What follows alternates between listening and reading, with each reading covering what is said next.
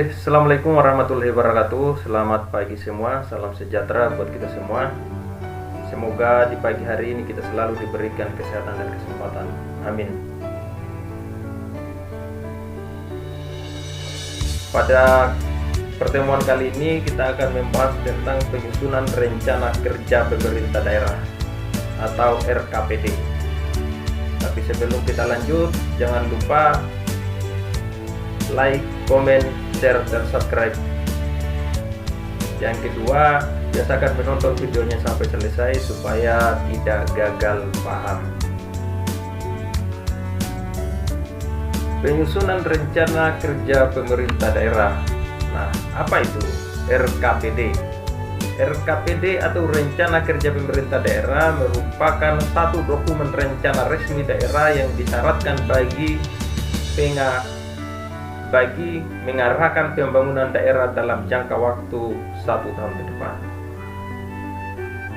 Sebagai suatu dokumen rencana yang penting, sudah sepatutnya pemerintah daerah, masyarakat memberikan perhatian penting pada kualitas proses penyusunan dokumen RKPD dan pemantauan, evaluasi, dan review berkala atas implementasinya. Pentingnya RKPD. RKPD mempunyai fungsi penting dalam sistem perencanaan daerah. RKPD menerjemahkan perencanaan strategis jangka menengah atau RPJMD dan Renstra SKPD di dalam rencana program dan penganggaran tahunan. RKPD menjembatani sinkronisasi harmonisasi rencana tahunan dengan rencana strategis. RKPD mengoperasionalkan rencana strategis dalam langkah-langkah tahun yang baik, langkah-langkah tahun yang lebih konkret dan terukur untuk memastikan tercapainya rencana strategi jangka menengah. Landasan hukumnya, Undang-Undang Nomor 25 Tahun 2004 tentang Sistem Perencanaan Pembangunan Nasional mengatur tentang peran dan tanggung jawab Kepala Bapeda untuk menyiapkan RKPD.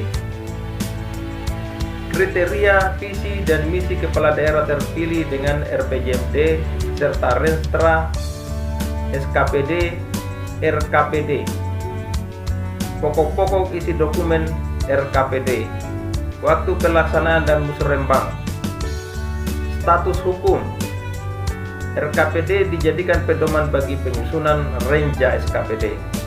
Keterkaitan erat antara penyusunan RKPD dan RPJMD.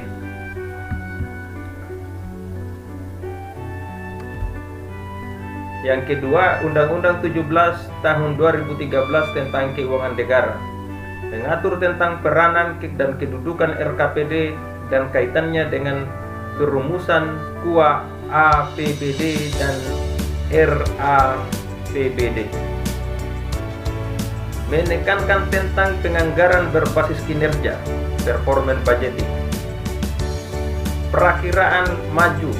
Prinsip-prinsip pengelolaan keuangan yang meliputi akuntabilitas, profesionalitas, proporsionalitas, keterbukaan, dan pengolahan keuangan dan pemeriksaan keuangan oleh badan pemeriksa yang berwenang dan mandiri.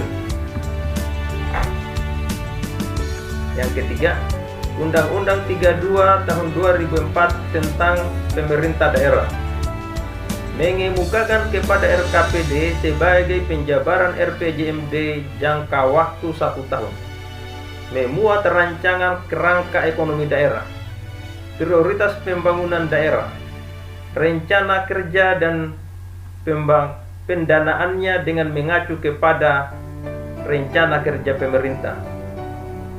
Nomor 4, landasan hukum yang keempat yaitu Undang-Undang 33 Tahun 2004 tentang perimbangan keuangan antara pemerintah dan pemerintah daerah. Mengemukakan tentang RKPD sebagai penyusun RAPBD dan RKA SKPD. menekankan tentang perlunya penyusunan Renja SKPD dan RKA SKPD berbasis penganggaran kinerja. Perlunya RKPD menggambarkan target kerja pembangunan daerah sehingga ditransformasikan dalam Renja dan SKPD dan RKA SKPD. Oke. Yang kelima, Peraturan Pemerintah Nomor 58 Tahun 2005 tentang Pengelolaan Keuangan Daerah. Penyusunan RKPD perlu berpedoman pada RPJMD. Penyusunan RKPD mempertimbangkan prestasi capaian standar pelayanan minimal. RKPD sebagai dasar dalam penyusunan rancangan KUA APBD dan PPAS untuk selanjutnya dilanjutkan pedoman dalam menyusun RKA SKPD. PP nomor 65/2005 tentang pedoman penyusunan dan penerapan standar pelayanan minimal. Perlunya RPJMD mencakup target pencapaian standar pelayanan minimal dalam jangka menengah. Kemudian dituangkan dalam RKPD, Renja SKPD, KUA APBD, dan RKA SKPD untuk mencapai SPM tahunan sesuai dengan klasifikasi belanja daerah dengan mempertimbangkan kemampuan keuangan daerah. Oke. Esensi RKPD disusun berdasarkan kerangka fungsi penyelenggaraan, fungsi unsur wajib dan urusan pilihan pemerintah daerah. Merumuskan tujuan dan sasaran pembangunan daerah yang realistis dan konsisten dengan visi misi KHD ini kepala daerah dan RPJMD. Arah pembangunan daerah dapat lebih dipahami oleh masyarakat dengan memikirkan pembangunan sense of ownership dari rencana yang dibuat. Memastikan bahwa sumber daya dan dana daerah diarahkan untuk menangani isu pembangunan daerah yang prioritas dan mendesak.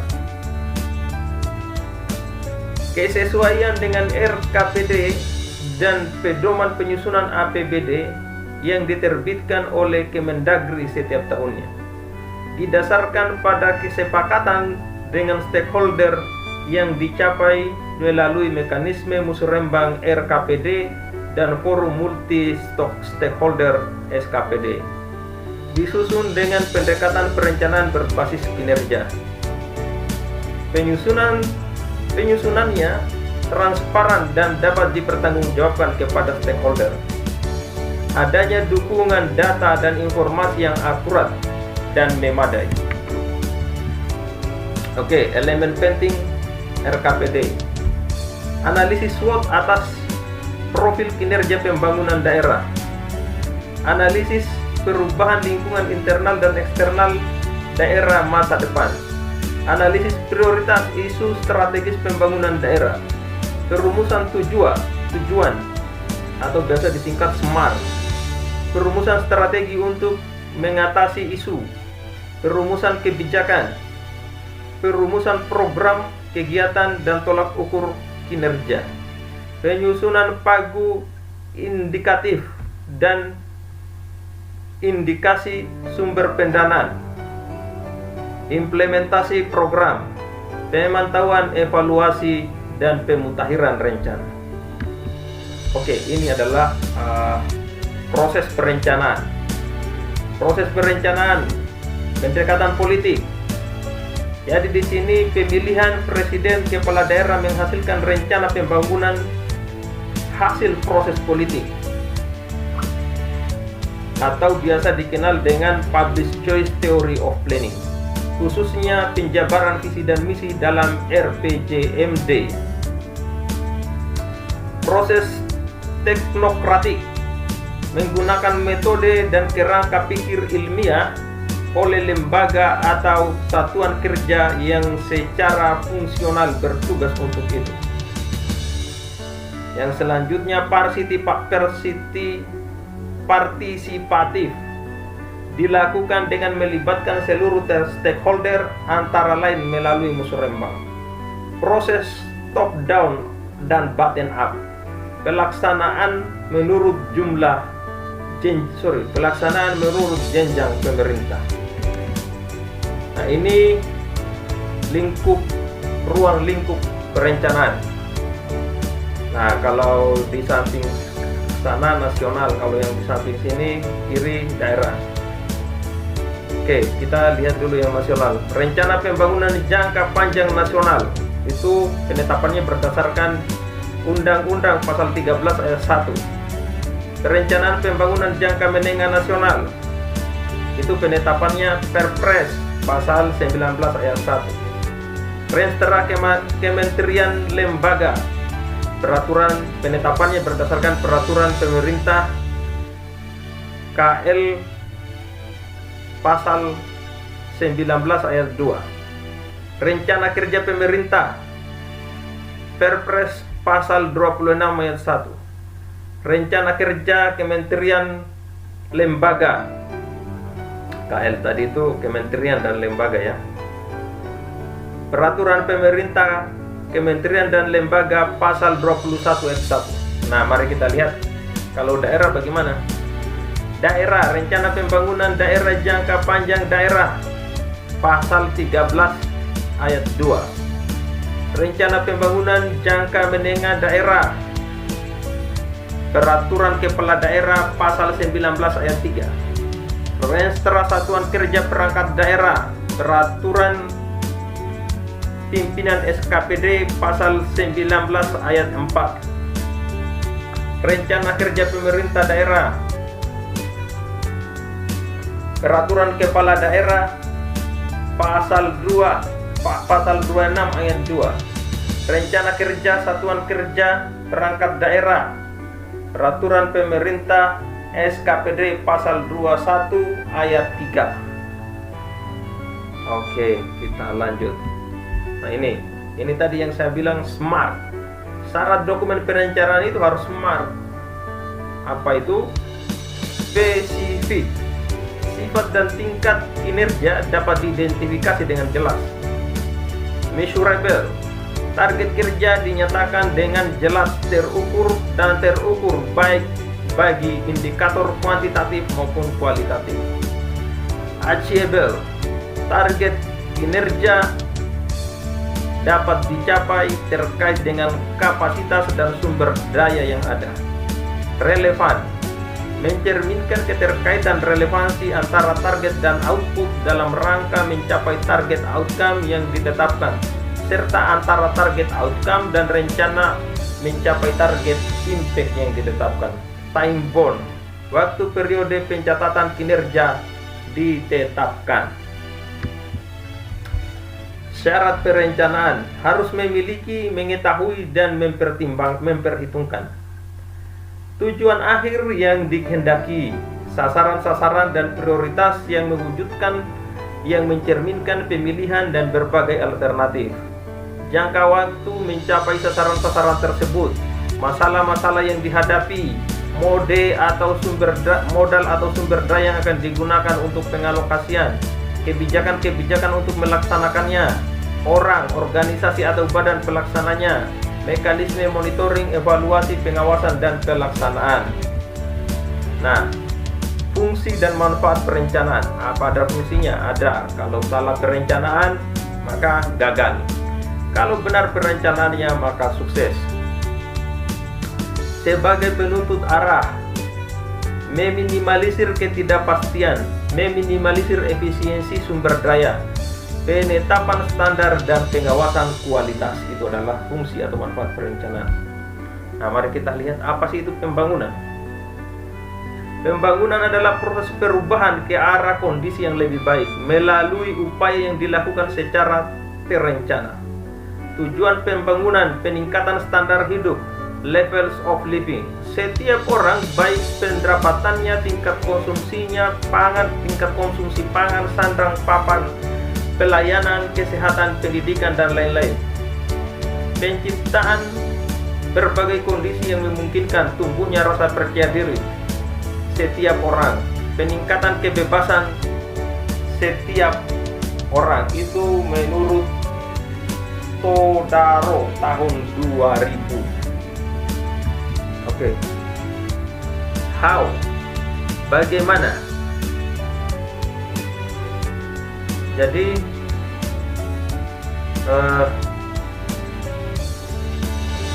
mengurangi disparitas antara ketimpangan pembangunan antar daerah, antar subdaerah, antar warga masyarakat,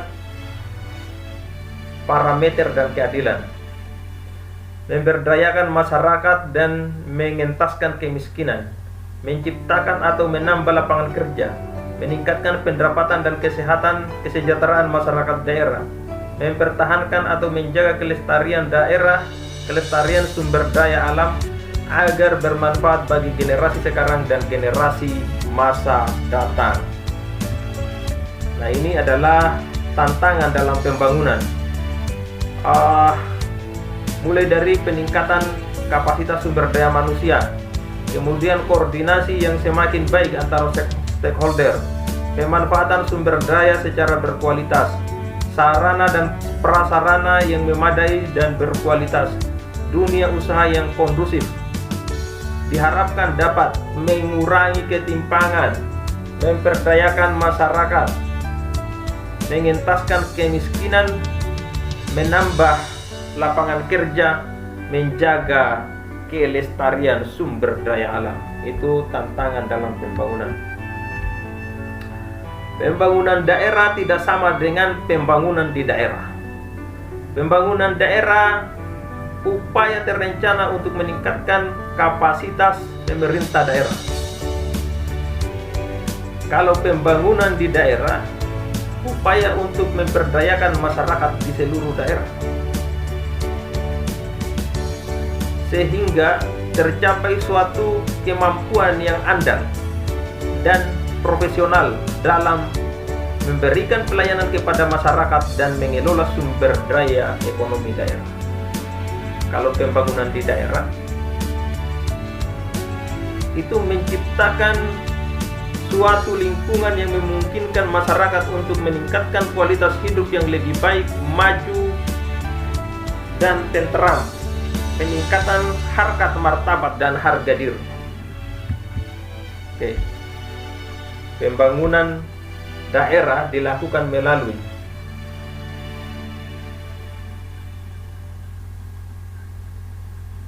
penguatan otonomi daerah, pelayanan sumber daya, good governance, keseimbangan tiga pilar di mana pemerintah, dunia usaha dan masyarakat. Pemerintah menjalankan dan menciptakan lingkungan politik dan hukum yang kondusif bagi unsur-unsur lain.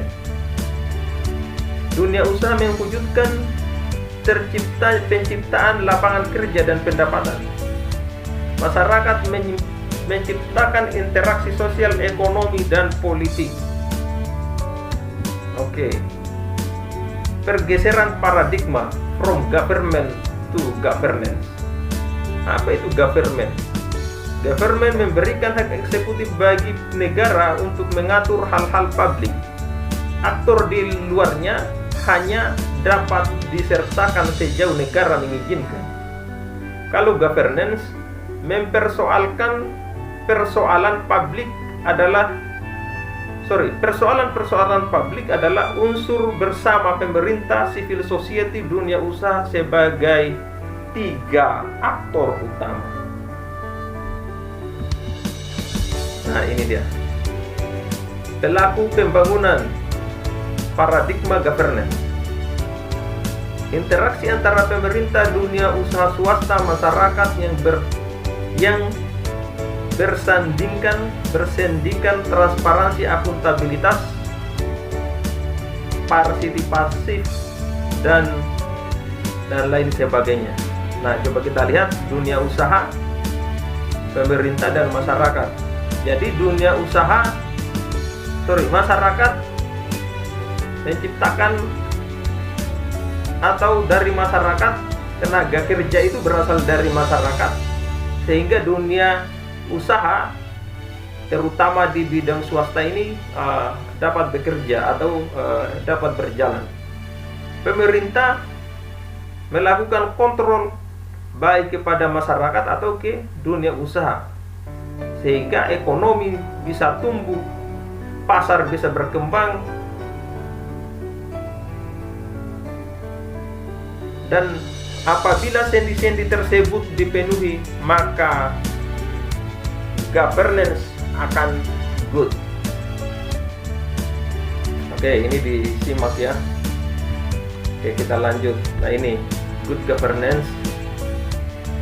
Yang diharapkan hari ini adalah good governance. Menurut Kamarat NYCR 2012, governance itu terdiri dari sektor swasta, sektor publik, dan sektor ketiga.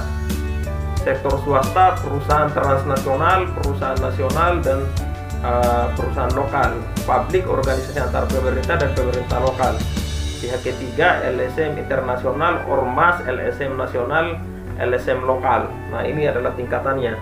Tingkat supranasional, tingkat nasional, dan tingkat subnasional. Nah, ini pelaku pembangunan, stakeholder. Kalau dari pemerintah, eksekutif, yudikatif, legislatif, public service, militer, dan polisi. Kalau dari citizen, organisasi itu community based organisasi, non government organization, professional association, religious group, women group, media. Dari bisnis, small, medium, and large entrepreneurship, multinational korporasi, financial institution, stock exchange.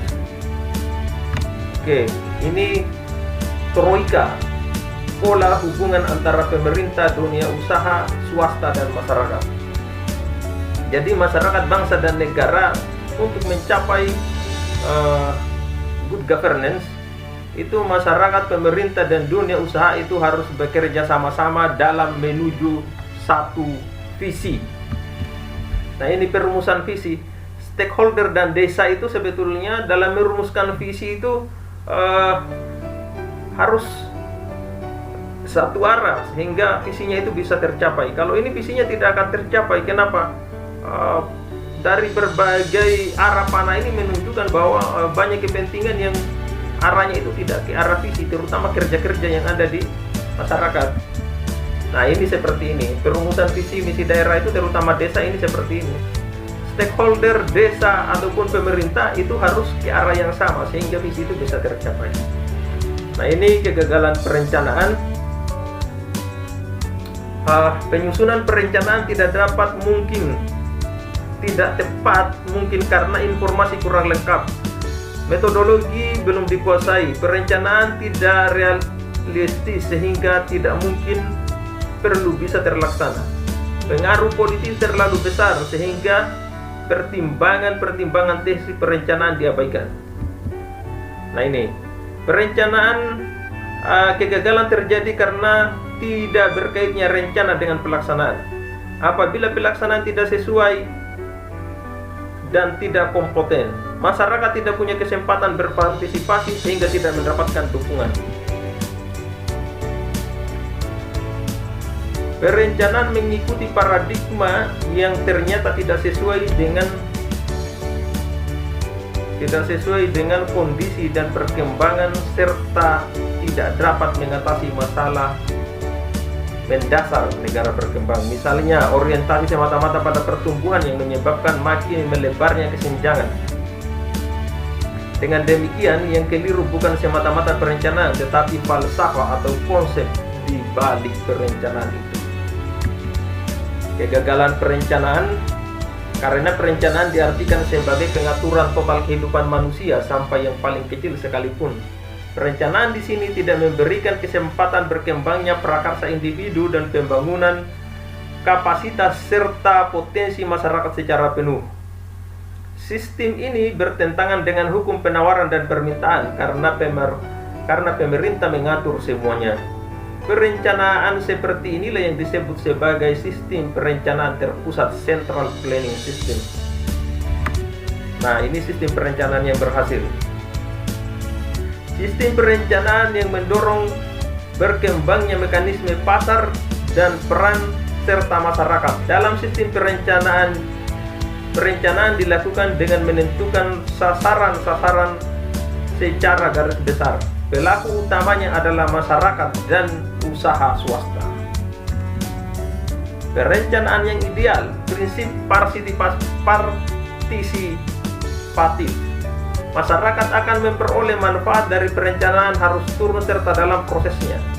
Proses kesinambungan, perencanaan tidak hanya berhenti pada satu tahap, tetapi harus berlanjut, sehingga menjamin adanya kemajuan terus-menerus dalam kesejahteraan dan jangan sampai terjadi kemunduran. Prinsip holistik, masyarakat dalam perencanaan dan pelaksanaan tidak hanya dilihat dari satu sisi atau sektor, tetapi juga dilihat dari berbagai aspek dan dalam keutuhan konsep secara keseluruhan. Mendukung sistem yang dapat berkembang, e-learning adaptive system, terbuka dan demokrasi, pluralistic social setting. Nah, ini penyusunan RKPD. Nah, step by step penyusunan RKPD. Yang pertama persiapan, yang kedua penyusunan rencana awal RKPD, yang ketiga penyusunan rencana awal Renja SKPD, yang keempat pelaksanaan musrembang tahunan daerah, yang kelima penyusunan rencana akhir RKPD Renja SKPD, yang keenam penetapan RKPD dan Renja SKPD. Nah, tahap persiapan, orientasi perencanaan daerah, pembentukan tim penyusun RKPD, penyusun RK, penyiapan dokumen RKPD, persiapan draft SK tim penyusun RKPD, penetapan SK tim penyusun, surat pemerintah kepada SKPD dan surat pemerintah kepada NGS, identitas stakeholder, penentuan stakeholder untuk konsultan publik, penetapan jadwal dan tata cara penyelenggaraan forum SKPD dan musrembang. Yang kedua, tahap penyusunan dan rencana awal SKPD, review RPJMD dan pencapaian RKPD tahun berjalan, review usulan program SKPD tahun lalu dan prioritas untuk tahun rencana, perkiraan maju, pengumpulan data atau informasi, analisis kondisi dan permasalahan daerah exciting, analisis kemampuan keuangan daerah, formulasi dokumen rencana awal RKPD, identifikasi prioritas rencana dan pagu indikatif SKPD, review rencana kerja pemerintah, formulasi dokumen rencana RKPD, pembahasan rancangan RKPD dengan SKPD. Tahap penyusunan rencana awal Renja SKPD, review Renster SKPD, analisis kondisi dan masalah sektor SKPD, perumusan tujuan dan sasaran tahun rencana, SPM standar pelayanan minimal, kebutuhan program dan kebijakan SKPD tahun rencana, identifikasi program kegiatan pusat dan provinsi. Tahap pelaksanaan musrembang tahunan daerah, musrembang desa kelurahan, berita acara hasil kesepakatan musrembang desa dan kelurahan, musrembang kecamatan, berita acara hasil kesepakatan musrembang kecamatan, pembahasan forum SKPD, berita acara kesepakatan forum SKPD, musrembang daerah RKPD, naskah kesepakatan hasil musrembang SKPD. Tahap penyusunan rencana akhir RKPD atau Renja SKPD, penyusunan rancangan akhir Renja SKPD, penyusunan naskah akademik Renja SKPD penyusunan naskah akademik rancangan Perkada RKPD, formulasi rencana akhir RKPD, penyusunan naskah akademik rencana peraturan kepala SKPD. Yang terakhir, tahap penentukan RKPD dan Renja SKPD, penyerahan rencana peraturan KA SKPD ke kepala SKPD, penetapan peraturan SKPD, penyerahan rencana perkada tentang RKPD kepada kepala daerah, penetapan peraturan kepala daerah tentang RKPD, dokumen Renja SKPD berdasarkan pada peraturan kepala SKPD, dokumen RKPD berdasarkan pada peraturan kepala daerah. Nah, ini adalah langkah penyusunan RKPD. Yang pertama, visi misi program kepala daerah terpilih atau kepala desa terpilih kalau kita berbicara konteks kepala desa, yaitu Bapeda menyusun rencana awal RPJMD, terus SKPD menyusun Ranstra SKPD, terus program SKPD yaitu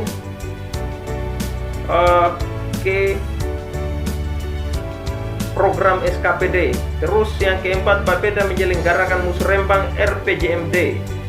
Terus Bapeda menyusun rencana program RPJMD. Penetapan RPJMD digunakan sebagai dokumen penyusunan rencana RKPD. Oke, kita lanjut. Nah, outline RKPD. Outline itu isinya garis besarnya terdiri dari pendahuluan, evaluasi pelaksanaan RKPD tahun lalu, rencana kerangka ekonomi daerah beserta kerangka pendanaan, prioritas dan sasaran pembangunan, rencana program dan kegiatan prioritas daerah itu berdasarkan pasal 40 PP 8 tahun 2000. Oke, ini adalah sistematika penulisan RKPD. Terdiri dari bab 1 pendahuluan, bab 2 kondisi, kinerja, dan permasalahan pembangunan daerah, yang terdiri dari pelayanan umum, ketertiban dan keamanan, ekonomi, lingkungan hidup, perusahaan dan fasilitas umum, kesehatan, pendidikan, pariwisata dan budaya, perlindungan sosial. Bab 3 tujuan strategi dan kebijakan pembangunan daerah, terdiri dari kerangka regulasi, kerangka pelayanan umum dan investasi pemerintah daerah.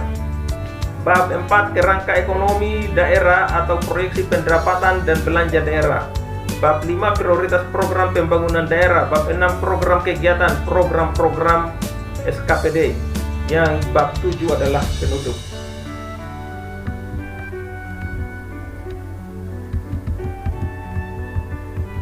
Oke.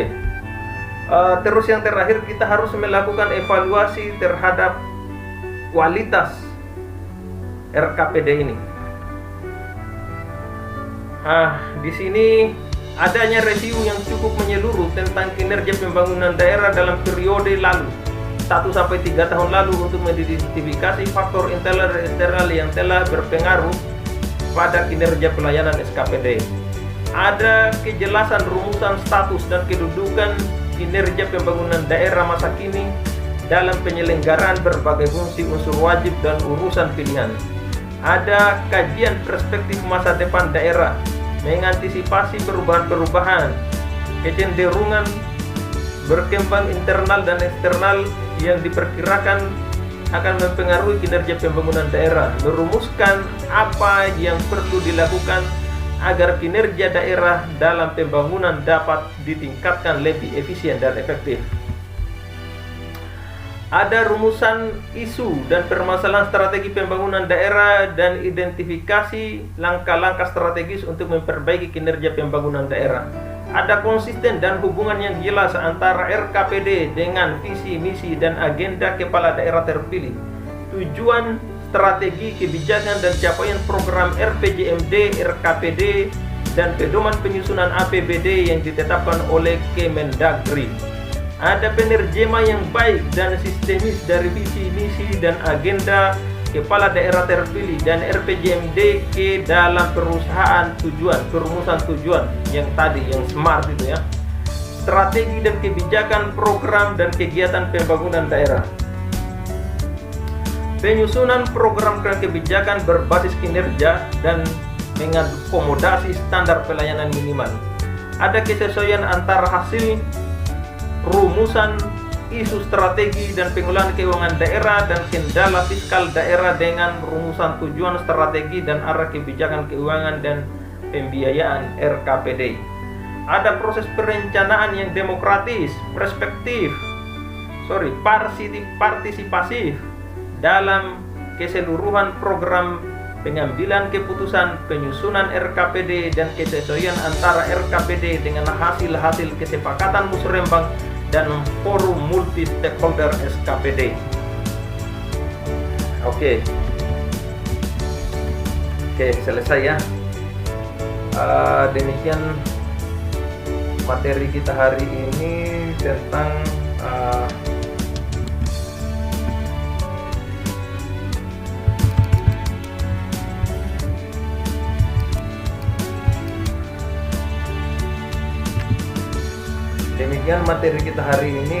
penyusunan rencana kerja pemerintah daerah. Jadi penyusunan rencana kerja pemerintah daerah ini harus disusun dengan melibatkan semua stakeholder yang ada di pemerintah, baik di pemerintah daerah maupun di pemerintah desa. Inilah pentingnya penyusunan rencana kerja atau RKPD. Nah, bagi teman-teman yang masih belum atau ada beberapa poin-poin yang butuh penjelasan lebih detail, silakan dikomunikasikan dan ditanyakan melalui kolom komentar di bawah. Terima kasih. Assalamualaikum warahmatullahi wabarakatuh.